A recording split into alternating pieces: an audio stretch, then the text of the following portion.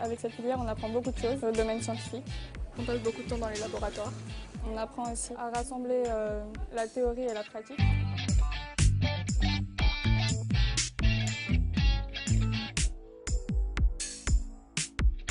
Mouvement du poignet. Tu peux tenir, regarde, ton râteau plus en incliné. Tu vas attendre tranquillement, puis ça va finir par sécher. J'adore pratiquer. Tout ce qui est en labo, j'aime beaucoup. On recherche des bactéries, on fait des dosages. Là, je suis en train de creuser un puits dans ma gélose ADN pour ensemencer la culture que j'ai mis à chauffer dans le bain-marie là-bas. Je regardais beaucoup quand j'étais petit les émissions de policiers. Ça m'a plu et j'ai voulu essayer moi aussi. On fait de la théorie mais qu'on va manipuler juste après, derrière. On va pas juste faire de la théorie pendant 1 heure complète. En règle générale, les élèves qui vont en biochimie ou en biotechnologie sont plutôt des élèves calmes, habiles, sensibles aussi à ce que leur disent leurs professeurs. Ils écoutent, ce sont des élèves attentifs, concentrés. C'est une filière qui est une filière scientifique et qui est aussi une filière technologique. Donc son atout majeur, c'est de combiner les deux aspects et de permettre l'accès à des concepts scientifiques qui peuvent être un peu complexes ou en tout cas abstraits pour certains élèves par le biais de la démarche expérimentale qui convient à un certain nombre d'élèves qui pourraient avoir un petit peu plus de mal par des sciences plus conceptuelles. On a eu des enseignements d'exploration en seconde et c'est ce qui a fait que j'ai préféré STL par rapport à la S parce que la S, il y a beaucoup de théorie. Et en STL, il y a beaucoup de pratiques. On travaille beaucoup sur les bactéries, le corps humain surtout. Et donc c'est ce qui me plaît, les manipulations. On a appris à manipuler avec des objets beaucoup plus sophistiqués, le spectrophotomètre, la chromatographie. Et ensuite, qu'est-ce qui est écrit dans votre protocole? Mettre à l'étude. Mettre à l'étude. L'étude, elle se trouve en salle 308. En cours, on voit d'abord la partie théorique. On fait les cours, on explique, il y a des formules, etc. Et après, en TP, on voit la même chose qu'en cours, sauf que là, c'est appliqué dans la vie réelle. En TP, même si on a 4 heures d'affilée, on s'amuse bien, du coup, ça passe vite. Le professeur est vraiment à côté de l'élève, plus côte à côte que face à face. Et le fait de travailler en effectif réduit, c'est l'occasion pour les professeurs de travailler près des élèves et de les aider, de réfléchir avec eux. Quand vous avez des recherches à faire sur des protéines, la structure de protéines, il y a un site qui est très très utile, c'est le site Protein Data Bank. L'intérêt de ce site, c'est qu'il est un centre de ressources pour l'éducation. Vous reconnaissez justement des RNAs. Ce que vous voyez là en bleu, c'est la RNase.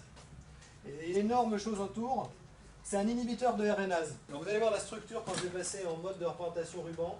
On voit bien les hélices, vous voyez le nombre d'hélices de la RNase out, 17 hélices alpha qui forment une couronne qui va enlacer la RNase et qui va l'inhiber. Dans ces sections, les profs travaillent en équipe, se parlent beaucoup, ce qui crée quand même une certaine dynamique et puis une forme de sérénité qu'on n'a parfois pas dans les autres sections. Petit bilan sur le planning de révision. J'ai sondé les terminales ce matin, apparemment on a 100% de partants. Les groupes de niveau, on va les faire avec Seb. D'accord. Après le conseil de classe du deuxième trimestre. L'idée, c'est quand même de cibler les élèves en difficulté. Jonathan, s'il est en difficulté, c'est aussi parce qu'en TP, il a des difficultés. Et ce qui m'a plu surtout, c'est ce côté humain. C'est-à-dire qu'il n'y avait plus seulement des performances attendues, il y avait aussi la prise en compte de la personnalité de l'élève, il y avait un côté affectif.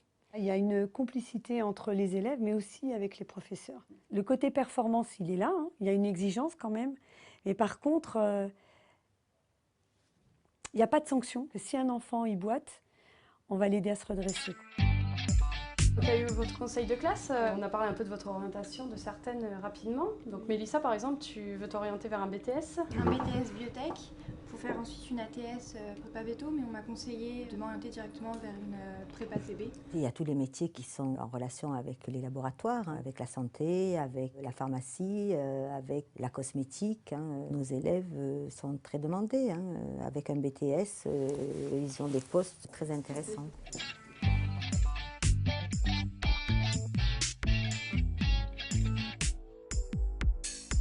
J'ai fait 2 mois de stage où on m'a donné des protocoles et j'ai dû être totalement autonome.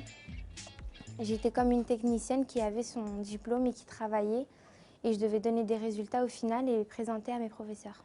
Lorsque j'ai ouvert le BTS biotechnologie, je voulais savoir s'il y aurait de l'emploi pour les élèves. Je suis allée voir le patron de Sanofi Aventis et il m'a dit « Madame, vous pouvez ouvrir 50 places, on aura de quoi les accueillir ». Oui, il y a de l'emploi pour ces élèves, pour ces étudiants. Après mon bac, j'ai fait un BTS en biotechnologie Et après, j'ai fait une licence professionnelle, industrie chimique et pharmaceutique, option biotechnologie. Je travaille chez L'Oréal. Je mène des études transcriptomiques. L'objectif, c'est de tester des actifs qui seront présents potentiellement dans des crèmes et voir quel impact ça a sur des gènes. Je voulais faire de la recherche en fait en biologie. J'ai fait un BTS biochimiste qui m'a amené à cette licence pro qui permet aux élèves de garder en fait le pied à l'école et avoir un pied dans l'industrie en fait. Il y a des parcours où on peut continuer en master, on peut s'arrêter en licence, travailler ou continuer jusqu'à la thèse, éventuellement un postdoc. Il faut aimer la biologie pour continuer dans ce domaine-là. Pour moi, c'est comme une passion.